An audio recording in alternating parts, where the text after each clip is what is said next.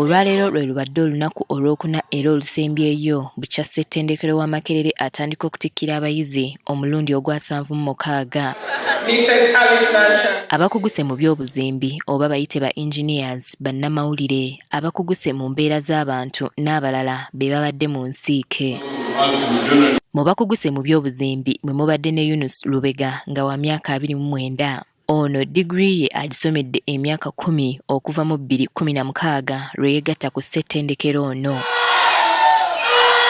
Essomo ly'obuzimbi oba Bachelor of Architecture eryamuweebwa yali alina okulisomera emyaka 5 wabula olw'obufunda bw'ensawo yakozesa olukujjukujju n'afuna omukisa okusoma ku loan mu nteekateeka ya loan scheme eya gavumenti. Baali bampadde architecture admission njirina ekibulako tuition. Kye nakola I applied for the loan scheme nengenda ne nfuna loan scheme. Wabula mu lugendo lwe olw'okusoma waliwo abayizi lwe beekalakaasa.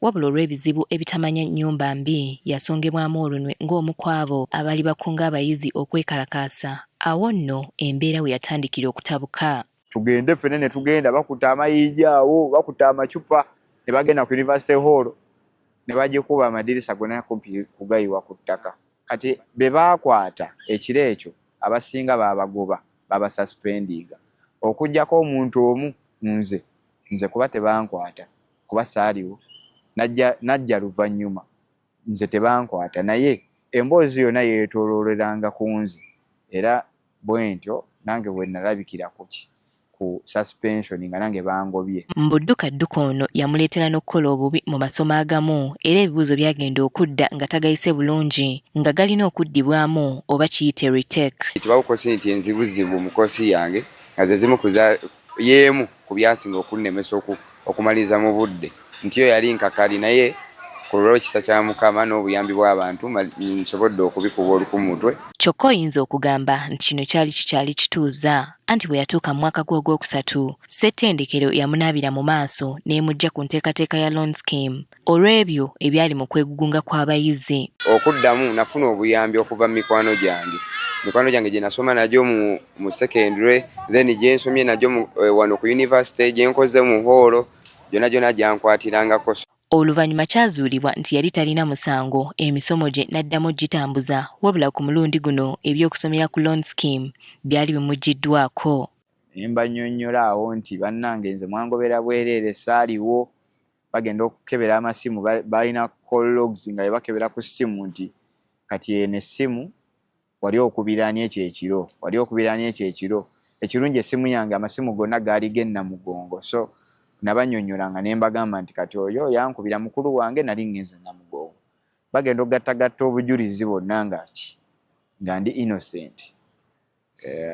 Ekyamanyi era kye bakola kwetondera. Embeera yali ngezze mu nteeko nga kati akkirizibwa n'okuyingira mu Ssettendekero ate laba ekirwadde ki COVID-19 bwe kibalukawo eggwanga ne liteekebwa mu kalantiini. Ono agamba nti kino kyamukosa nnyo.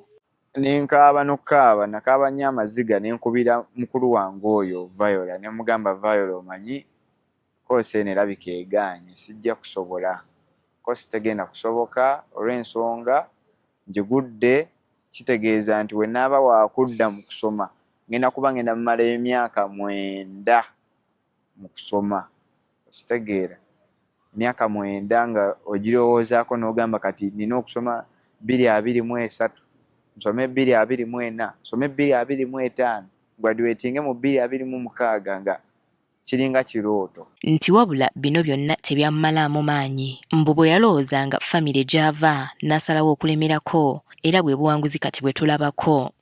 Mpulira bulungi essanyu lingi nnyo nti emisomo gino ngimaliriza olugendo terubadde lwangu naye Mukama nkwatiddeko bakwano bange bazadde bange n'abantu bangi nnyo era mbeebaza.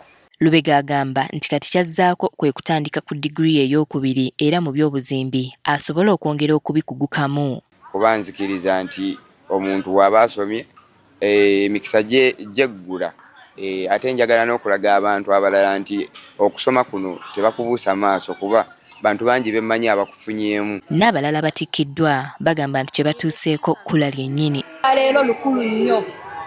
Ndi very happy kubanga maze amatikirwa gange wano Kasozi e Makerere.